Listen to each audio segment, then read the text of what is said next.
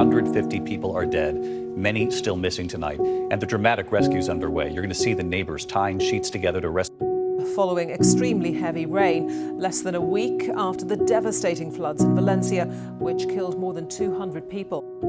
New video tonight shows the sheer force of Spain's worst flooding in decades. As the death toll soars, more than 150 people killed, scores more still missing. Watch as that muddy river of debris comes pouring into the city of Paiporta.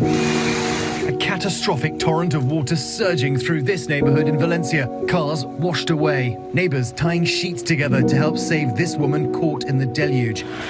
Emergency services working through the night, searching for bodies in this inundated parking garage. This woman calling out for her missing loved one.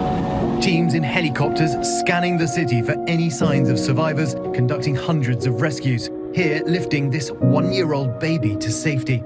Apocalyptic scenes, this train line littered with vehicles, cars tossed about like toys. 1 year's worth of rain fell here in just 8 hours, leaving people little time to escape.